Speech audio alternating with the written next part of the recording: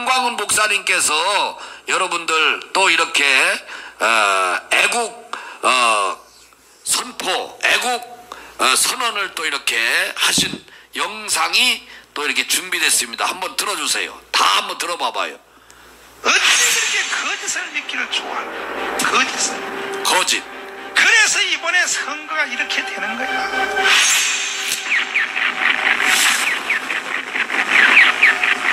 대한민국 조선 말 흥선대원군의 우리 민족끼리 살겠다라는 시대착오적인 쇄국 정책으로 대한민국은 근대화의 과정에서 낙오되었습니다. 그 결과 1910년 한일 병합이 되어 36년 동안 일본의 나라를 빼앗기게 되었습니다.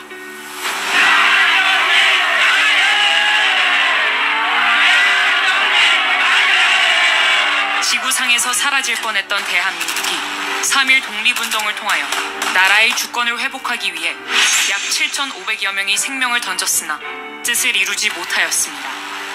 이에 국민이 절망 가운데 있을 때 소련은 볼셰비키 혁명 세력들과 김만겸 등을 이용하여 박헌영과 상해 임시정부 요원들에게 공산혁명을 전수해 1925년 4월 17일 조선공산당을 창당하여 공산주의 혁명을 시도하였습니다.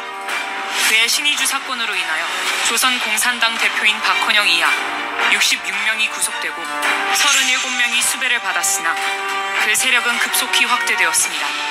일본의 식민 통치로 인하여 대한민국은 나라는 물론 말과 이름, 심지어 성까지도 빼앗겨 버렸습니다. 역사에서 사라질 지경에 이르렀을 때 미국이 1945년 8월 6일 히로시마, 8월 9일 나가사키의 원자탄을 투하함으로 기적 같은 해방을 맞이하게 되었습니다. 무정부 상태에 빠진 한반도는 어떠한 정치 체제를 선택하느냐를 놓고 미국과 소련, 민족 지도자들 사이에서 심각한 논쟁이 발생하였습니다. 그 당시 이승만은 미국에 있었고 김구는 중국 상해에 있었습니다. 그들이 귀국하기까지는 2달 이상의 시간이 소요되었고 미군은 오키나와에 주둔하고 있었습니다.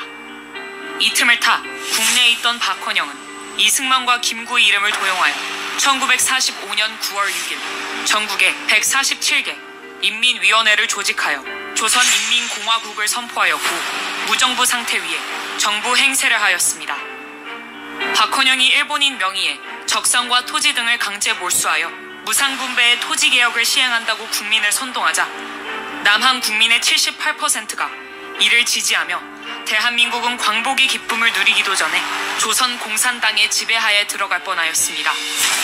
이승만은 유엔과 미국의 협조를 받아 1948년 5월 10일 선거 가능한 지역에 대하여 먼저 총선을 시행하므로 1948년 8월 15일 대한민국이 건국되었습니다. 박헌영과 남로당은 총선을 방해하기 위해 대구 10월 폭동, 제주 4.3 폭동, 여수 반란 사건을 일으켰으나 이승만 대통령은 좌우 합작을 주장한 미소 공동회의를 제압하고 자유민주주의, 자유시장경제, 한미동맹, 기독교 입국론에 대한민국 4대 건국기둥을 세우게 되었습니다. 그 틀 위에서 4.19와 박정희 대통령의 새마을 운동을 거쳐 전쟁으로 폐허된 대한민국을 재건함으로 민주화를 지나 세계 경제 10위권의 중심에 서 있는 자랑스러운 대한민국을 우리가 누리게 되었습니다. 반면 북한은 사회주의, 공산주의, 사회통제경제, 조중동맹, 주사파를 종교로 만들어 조선민주주의 인민공화국을 건설했습니다. 김일성은 소련과 중국을 등에 업고 유엔의 결의와 온 민족의 염원을 무시하고 1948년 8월 25일 북한 자체 선거를 통하여 조선민주주의 인민공화국을 수립하였고 남한의 남로당과 공산주의자들을 선동하여 무장폭동을 일으켰습니다. 북한은 1950년 6월 25일 11만 명의 병력과 240대의 전차를 앞세워 전면 남침하였습니다. 4일 만에 국군 4만 4천여 명을 살해하고 서울을 점령하는 등 이 땅에 500여만 명을 희생시켰습니다. 그들은 공산주의, 통제경제, 조중동맹을 선택했으나 79년이 지난 오늘날 국제사회에서 인간이 살 수 없는 폐륜국가로 전락하였습니다. 그 후 79년을 살아오면서 남북한의 체제 경쟁은 끝이 났음에도 불구하고 북한에서 건너온 주사파 일당들과 대한민국 건국을 방해했던 남로당의 잔당들이 연합하여 이승만 대통령이 만들어 놓은 미국, 일본 국제사회와 함께하는 자유동맹을 해체하고 북한, 중국, 러시아와 함께하는 공산동맹을 시도하고 있습니다. 그리고 마침내 윤석열 대통령까지 탄핵하려 하는 마지막 행동을 하고 있습니다. 오늘날 대한민국에는 1948년 8월 15일 대한민국 건국을 부정하며 역사를 왜곡하는 종북 좌파 사상을 가진 이들이 일어나 6.25 전쟁은 민족 해방 전쟁이고 미국은 한반도를 분단시킨 원흉이라고 말합니다. 또한 해방 후 박헌영과 남로당의 목표였던 인민공화국 건설을 위해 정치, 경제, 사회, 군사, 외교, 문화, 교육, 언론 등 각계각층에 침투하여 거짓으로 국민을 선동하고 자유 대한민국을 부정하며 그들의 세력을 확대하고 있습니다. 특히 종북 좌파 사상을 가진 대학 교수들과 정교조 및 학생들, 일부 정치인들은 대한민국이 탄생하지 말았어야 할 나라라고 하고 이제 대한민국은 미군을 철수하여 미국 없이 살아야 한다고 주장하고 있습니다. 그들의 세력이 극도로 확장되어 윤석열의 용산을 점령하고 해방 후 78%의 국민이 박헌영과 남로당에 속았던 때를 재현시키려 하고 있습니다. 이로 인하여 대한민국에 발생하는 상처와 손실은 이루 말할 수 없으며 경제적으로 국가 1년 예산에 달하는 400조의 피해를 보고 있습니다.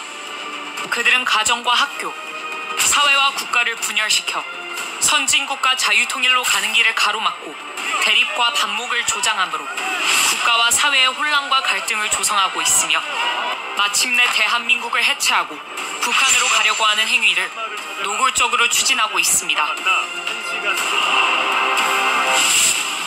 이제 우리는 79년의 대한민국 역사로 입증된 것을 거울 삼아 더 이상 한국 현대사의 거짓 논쟁으로 대한민국을 흔들지 못하게 해야 합니다.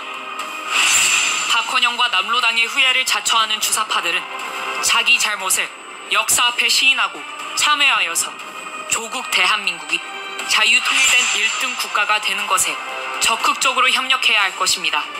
만일 주사파 일당들이 자신의 잘못된 주체 사상을 포기하지 않고 국민 속에 숨어 대한민국의 발전을 방해하며 주사파 운동을 계속한다면 대한민국은 결코 당신들을 좌시하지 않을 것입니다. 자유민주주의 체제를 위협하는 반국가 세력들이 곳곳에서 암약하고 있습니다. 폭력과 여론몰이, 심지어 선동으로 국론 분열을 꾀할 것입니다. 전 국민의 당전 의지를 높일 수 있는 방안을 적극 강구해야 합니다. 대한민국 국민 여러분, 대한민국이 자유통일과 세계 속의 선진국가가 되기 위해서는 문재인과 이재명을 속히 처벌하고 주사파를 척결하여 이승만 대통령이 만들어 놓은 헌법과 4대 건국기둥을 바로 세워야 할 것입니다. 이 일을 진행하기 위하여 진통이 있을 수 있으며 걱정스러운 일도 일어날 수 있습니다. 그러나 우리는 반드시 한 뜻과 한 마음으로 뭉쳐 이를 극복해야 합니다. 대한민국은 앞으로 나타날 영광을 위하여 그리고 국민 소득 5만 불, 자유통일 국가, 복지 국가, 세계 인류 국가가 되기 위하여 정체성을 확립하고 그 책임과 의무를 다해야 할 것입니다.